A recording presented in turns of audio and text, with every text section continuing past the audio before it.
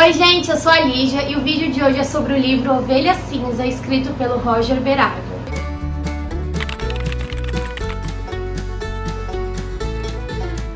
Se você é novo aqui no canal, já peço pra você se inscrever, ativar o sininho, deixar o seu comentário e de me seguir nas redes sociais. Eu vou deixar o link para as minhas redes aí embaixo, então já me segue no Instagram e no TikTok, porque tem conteúdo lá quase sempre. Eu não vou dizer todo dia porque não tô fazendo todo dia, mas quase sempre. Gente, esse livro é fruto de uma parceria. Eu já quero mostrar a capa pra vocês, porque é uma capa bombástica, né? Eu fiquei muito tempo olhando pra ela e assim, me causa uma sensação angustiante tão ruim, uma coisa tão forte, e eu acho que é justamente essa mensagem que o livro quer passar. Mas antes de eu contar essa história pra vocês, eu preciso avisar que esse livro ele é repleto de gatilhos. Ele tem cenas muito pesadas de violência, violência sexual, violência emocional, homofobia, racismo, violência policial. Gente, assim, é um livro bem forte, tá? Mas é um livro que fala bastante sobre a atualidade. Então, fica aí o aviso se você é mais sensível, se você é menor de 16 anos, talvez esse não seja o livro certo pra você. Tem vários vídeos aqui no canal, então eu vou deixar linkado pra você assistir algum que seja mais tranquilo, tá? Bom, e vamos começar com essa história. Então a gente já começa com esses avisos, porque o livro envolve muitos traumas físicos e psicológicos. E a gente acompanha o personagem principal, que se chama Marcelino. E o Brasil, né, nesse momento, ele tá naquela polarização que rolou em 2018, em que metade do país era a favor do Lula e metade do país era a favor do Bolsonaro. Foi um clima muito hostil de viver, né, porque tudo era... parecia que era uma guerra fria, né, gente? Parecia que a Terceira Guerra Mundial era iminente, assim, a gente não sabia muito o que esperar. E acho importante mencionar, antes de eu começar a falar do livro, que eu sou uma pessoa de esquerda, completamente, tá? Abomino Bolsonaro, abomino qualquer coisa relacionada a ele, então assim, eu li esse livro com a perspectiva de uma pessoa totalmente de esquerda, jornalista, a favor das pautas sociais e tudo mais. Por que eu tô falando isso? Vocês vão entender. Então, beleza, esse Brasil, ele tá naquele Brasil polarizado de 2018. E o nosso personagem principal, Marcelino, é convidado para uma manifestação contra o Bolsonaro pelo amigo dele, o Miguel. E ele, né, ele não é tão ativo politicamente quanto o Miguel, mas ele quer sim sentir que tá fazendo a diferença, participando de uma coisa importante, e ele vai. Gente, e assim, vocês sabem que a violência policial é uma coisa muito comum na realidade. E acabou que teve uma treta lá, não vou entrar em detalhes, mas o Marcelino foi assassinado por um policial ali no meio daquela confusão toda. A partir de então a gente começa a acompanhar a história do livro na visão do Marcelino, mas ele estando num plano espiritual, assim, tipo assim, ele morreu, ele não fala se ele tá no céu, se ele tá no inferno, onde é que ele tá. Claramente é um plano que não é a terra, um plano espiritual, assim, tanto que ele sempre fala dos sentimentos, principalmente a raiva. Vocês viram aqui que é um romance sobre raiva, mas ele sempre fala, tipo, não é um sentimento que eu sinto mais porque eu já morri. Então a gente tem essa perspectiva de que ele tá sempre acima, vendo tudo. Depois disso, depois do que aconteceu com o Marcelino, o Miguel, que presenciou tudo, e meio que, não digo que ele foi o culpado, né? O culpado é quem puxa o gatilho. Mas foi o Miguel começando uma treta com um cara lá que fez a polícia chegar, que gerou tudo. Então ele meio que iniciou os acontecimentos para ter essa consequência. E ele se sentiu muito culpado. Ele entrou assim numa espiral de depressão, de crise de pânico, crise de ansiedade. Ele ficou lá na cama deitado por semanas, assim, realmente muito mal, se culpando, pensando tudo que ele poderia ter feito de diferente, né? E o Marcelino e o Miguel, eles trabalhavam numa revista, né, como jornalistas. Então ele tirou um tempo sabático aí dessa revista, tava tentando se recuperar, tomando muitos remédios controlados. E um dia o Miguel vê embaixo da porta, ele recebeu uma carta, um convite para participar de um reality show da Rede Brazuca. Nesse contexto do livro, a Rede Brazuca é uma empresa conhecida, assim, eles meio que são clandestinos, não é um Big Brother Brasil que passa na TV aberta para todo mundo. É um link que você compra e você acessa pela internet da Rede Brazuca, e eles fazem os reality shows. E ele foi convidado para participar. E o vencedor ganharia um grande prêmio em dinheiro, mas assim, desde o início o Miguel, ele entendeu essa oportunidade de participar do reality show como uma chance de dissipar os pensamentos políticos e sociais dele. Tipo, nossa, olha que merda que aconteceu com meu amigo, é a minha chance de explanar a verdade pra todo mundo, falar dessa realidade, tentar impedir que o Bolsonaro seja eleito, por exemplo. E ele aceita esse convite. Ele então é vendado, levado para uma van, para um lugar que ele nem sabe onde é, ele simplesmente só acordou lá e era uma fazenda de avestruzes, já começa esquisito por aí.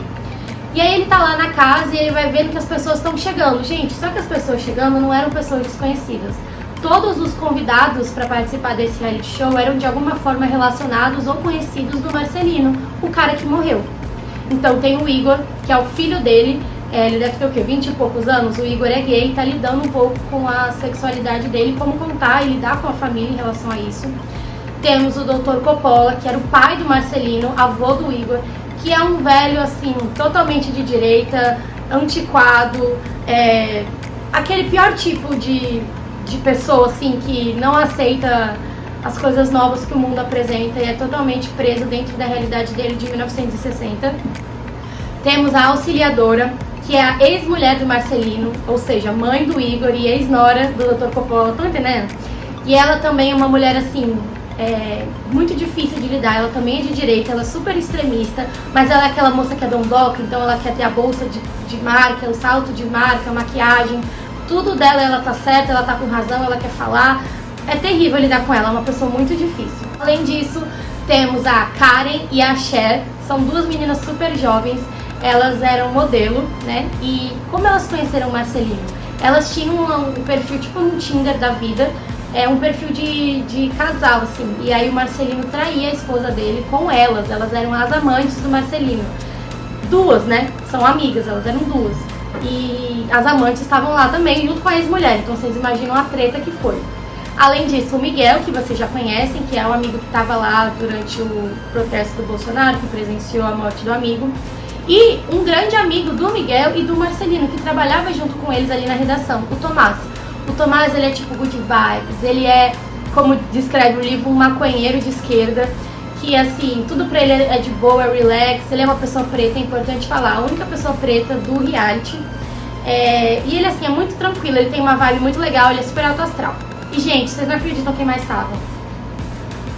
Os dois policiais que estavam envolvidos na morte do Marcelino. O RK, que é o policial mais velho, assim, ele é homofóbico, ele é racista, mas ele sempre se postou contra o que o parceiro dele fez, que foi atirar no Marcelino.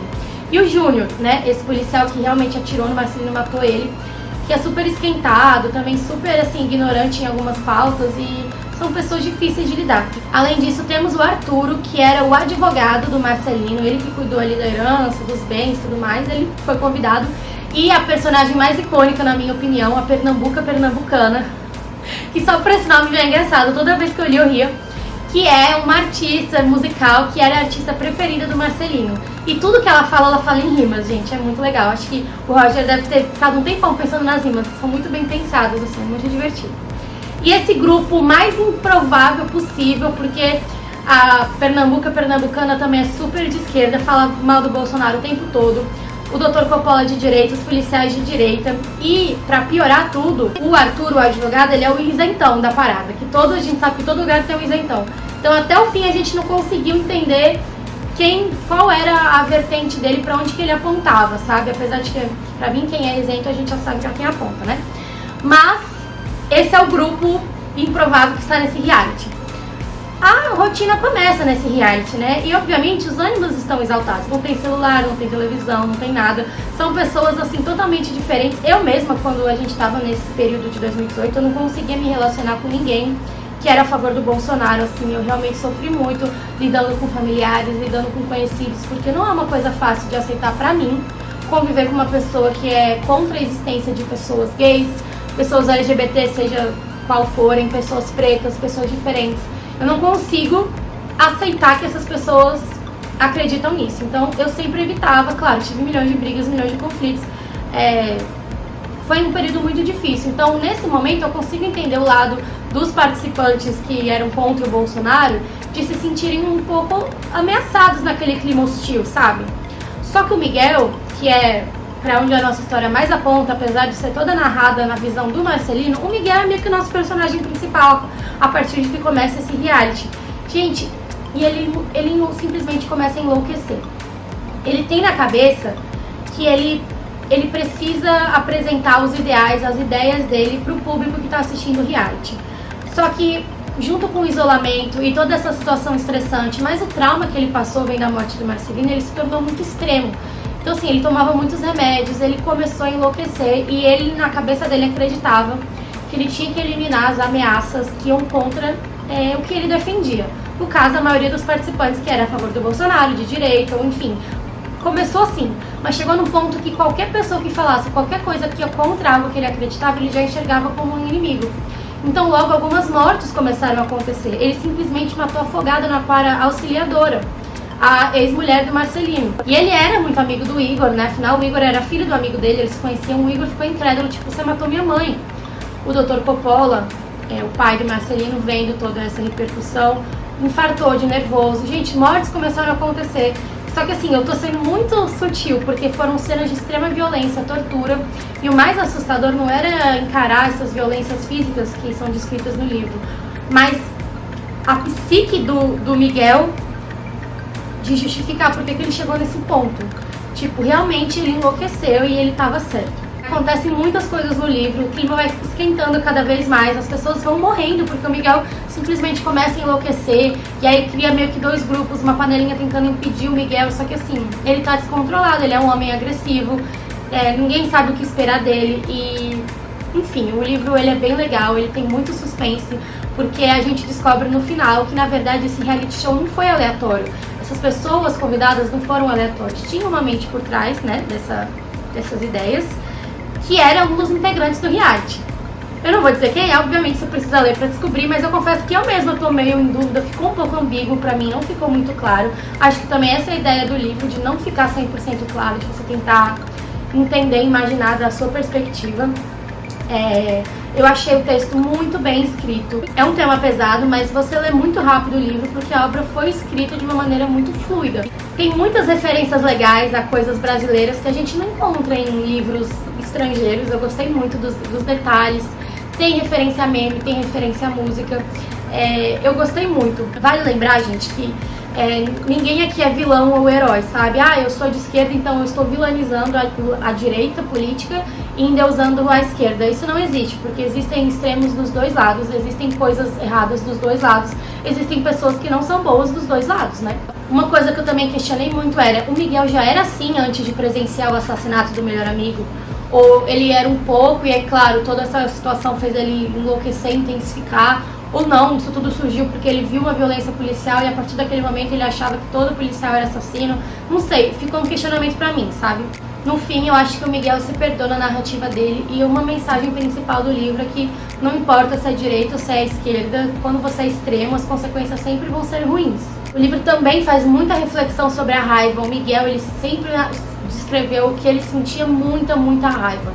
E o livro traz uma abordagem que diz que quando a raiva é justificável, ela meio que é aceita, né? Mas quando a raiva não tem justificativa, ela só é um sentimento ruim de destruição. Eu consegui enxergar nisso, por exemplo, pessoas pretas sofreram racismo a vida toda, historicamente também, né, na sociedade. Hoje em dia, muita gente tenta militar, tenta mudar essa realidade de maneira que pessoas brancas até achem um pouco raivoso, né? Nossa, por que essas pessoas são tão agressivas? Mas, gente, é claro que essas pessoas são agressivas. Elas sofreram violência a vida inteira, gerações inteiras, entendeu? É a maneira com que elas têm de sobreviver. Eu entendo a raiva, é justificável nesse sentido, a gente consegue compreender. Agora, uma raiva gratuita, como, por exemplo, ser racista, né? Aí eu já não consigo entender. Aí é quando a raiva não é justificável. É aí quando ela não pode ter razão. E aí que tá o perigo, né? Quando esse sentimento cresce sem ter justificativa, sem ter como você resolver senão com a violência. Bom, gente, de qualquer forma, eu acho válido vocês lerem, pra vocês terem essas reflexões. Talvez vocês possam ter impressões diferentes das que eu tive, mas eu gostei muito desse livro. E o que eu mais gostei foi a qualidade da escrita, tá muito bem escrito. Eu vou deixar as redes do Roger aí na descrição e o link caso você queira adquirir o livro, ele é da editora Viseu. É um livro pesado novamente, então siga as diretrizes de gatilhos e veja se você tem condições psicológicas de enfrentar essa narrativa, mas eu acho super válida porque é um livro que fala sobre a realidade, uma coisa que já aconteceu, mas que pode acontecer e acontece diariamente, né? No mundo todo, inclusive. Dá pra tirar muitas reflexões sobre isso. Então é isso, gente. Espero que tenham gostado. Não esqueçam de se inscrever no canal, ativar o sininho e de curtir o vídeo. Eu vejo vocês na próxima. As minhas redes sociais também estão na descrição pra você se inscrever, curtir, seguir e tudo mais. Tchau!